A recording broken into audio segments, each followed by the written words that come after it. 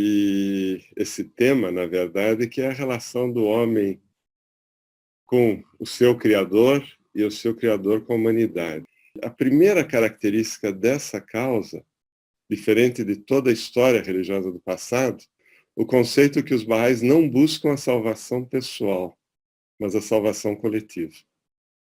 E entender o que significa a salvação coletiva talvez é o maior de todos os desafios nossos. Porque a gente nasceu num mundo individualista, um mundo em que as pessoas têm muita relação consigo mesmas, né?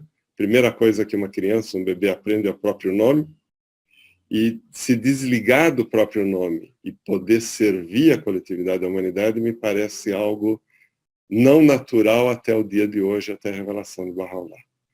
E acho que não é coincidência que o historiador Nabil, quando fala do dia da declaração de Baha'u'lláh no Jardim de Rezvan, a referência que ele faz é que as pessoas estavam tão inebriadas naquele dia que esqueciam dos seus próprios nomes.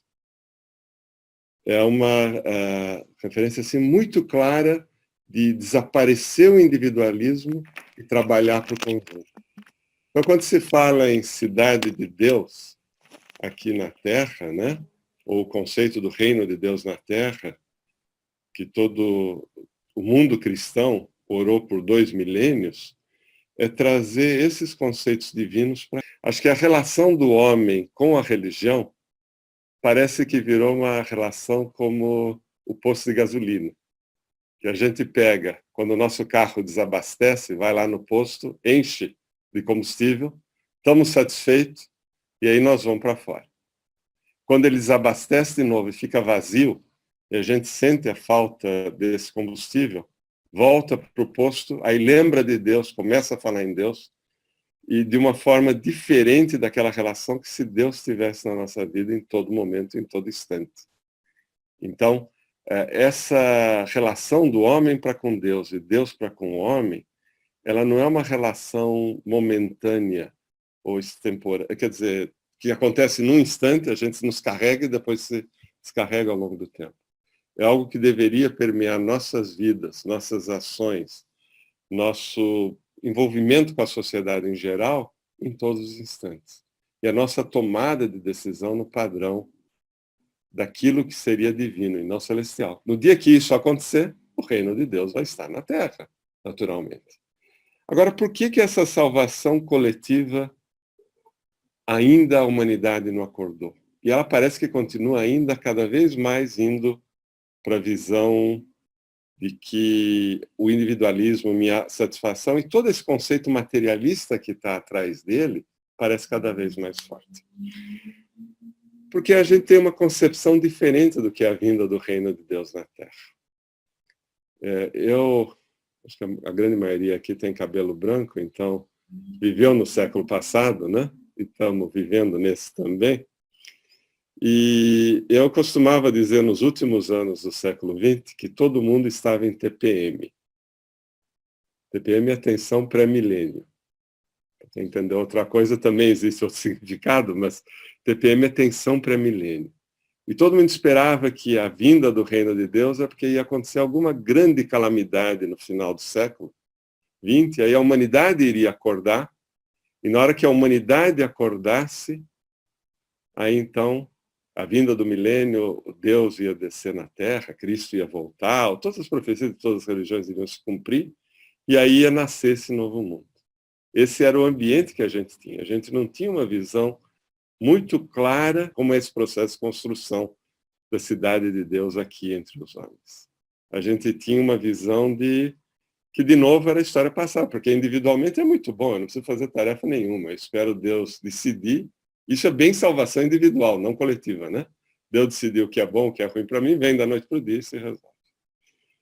Graças a Deus, a gente tem, pela revelação de Baha'u'lláh, um convênio, além do convênio maior, esse convênio menor, que é a relação dele com seus seguidores, que essa fé tem um centro, tem uma guia, tem uma orientação que haverá de perdurar por todo o período de sua revelação, de sua dispensação, e haverá de influenciar toda a era Bahá'í.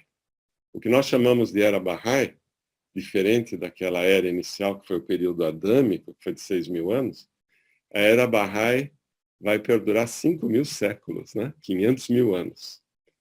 E uma coisa que sempre nos suscita a pensar e imaginar é quando o Bahá'u'lláh diz que este é o dia que não será seguido pela noite, e para construir esse mundo, cada vez mais a gente tem que estar aderente à instrução, à guia e orientação do centro do seu convênio. Que num primeiro momento era Abdu'l-Bahá, num segundo momento foi o guardião da causa, e num terceiro momento a Casa Universal de Justiça de Deus. Então, uma sociedade é composta basicamente de 3 elementos, né? Indivíduos, comunidade e instituições. No papel do indivíduo é o refinamento do caráter, o desenvolvimento do seu aspecto espiritual, sua relação com Deus, seu estudo pessoal. Tudo isso tem relação com o passado. Todas as religiões falaram isso. Porém, com uma diferença. As religiões do passado tinham uma característica, de novo, que a salvação era individual e o conhecimento religioso era de uma elite, de um corpo pequeno de gente.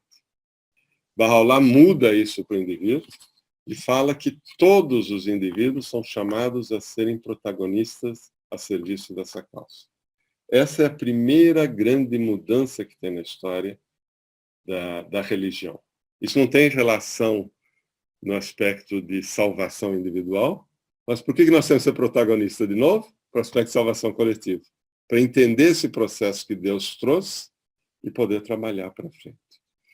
E é muito interessante que, da mesma forma que isso a Casa de Justiça fala, né?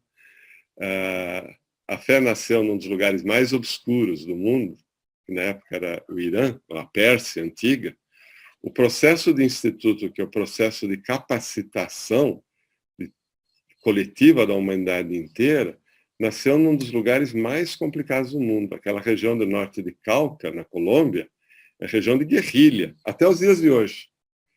Alguns amigos aqui, eu tive também a oportunidade de poder visitar o Templo Bahá'í de lá, de norte de Cauca, e no caminho você é parado pelo exército, você é controlado por causa do tráfico, por causa de todas as coisas, que a Colômbia sempre foi famosa, né?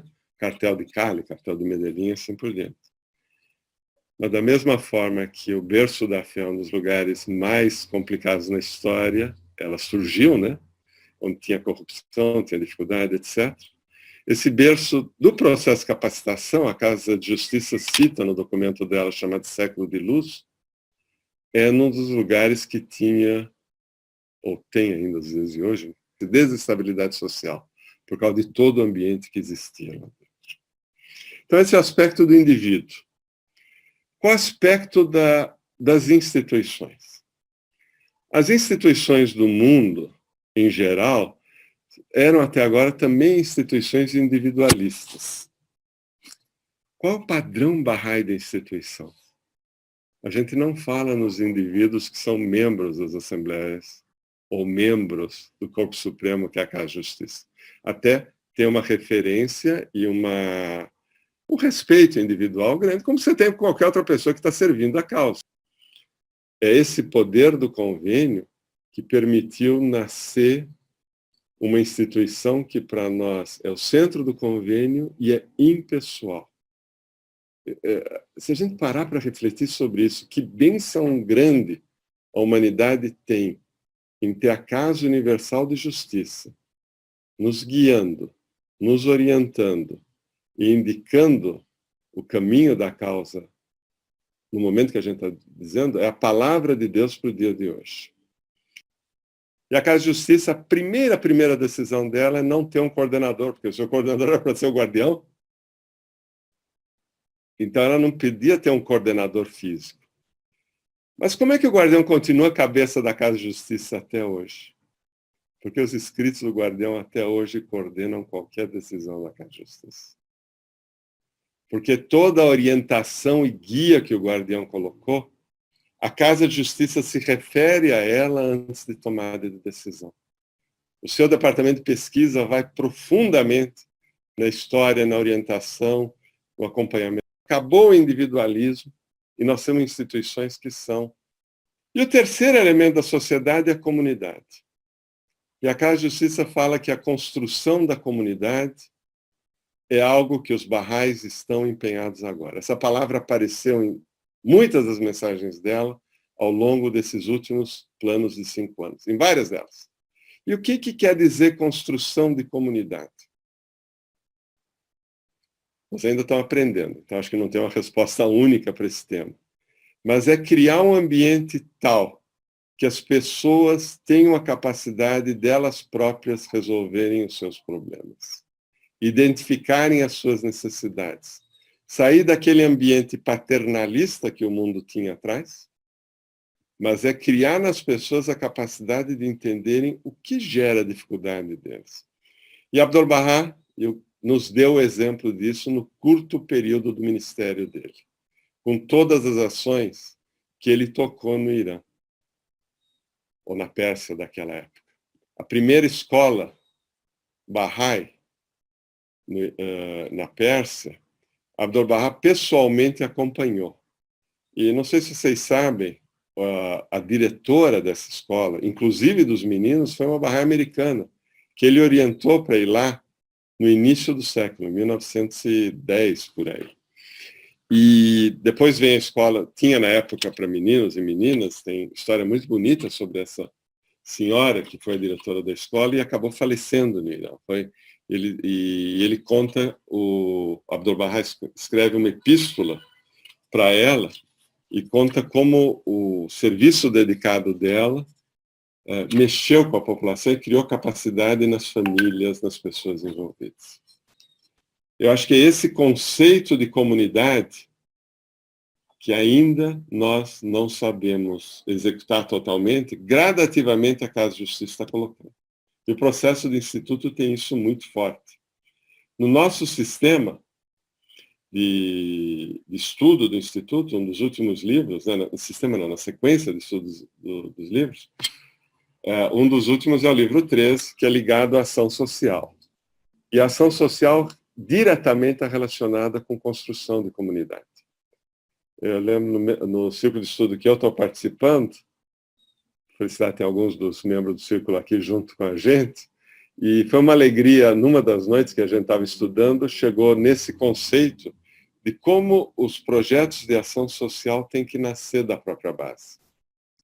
E aí, alguns dos Baha'is, antigos e novos, eu diria todos nós, paramos para olhar e falamos, poxa, agora dá para entender o que a Casa de Justiça está falando de construção de comunidade. Não é a gente resolver os problemas da comunidade. Construção de comunidade é ajudá-los a eles mesmos resolverem seus próprios problemas.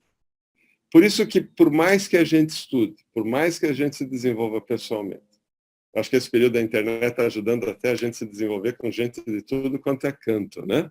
A gente poder se misturar, conhecer, conversar.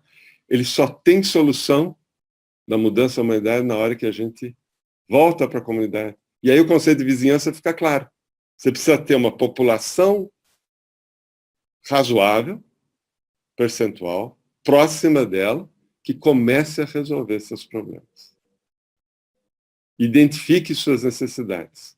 Ela tem que identificar. A gente pode até dar ideia, uma ou outra no início, o próprio livro 13 fala isso, mas ela tem que aprender a administrar suas necessidades.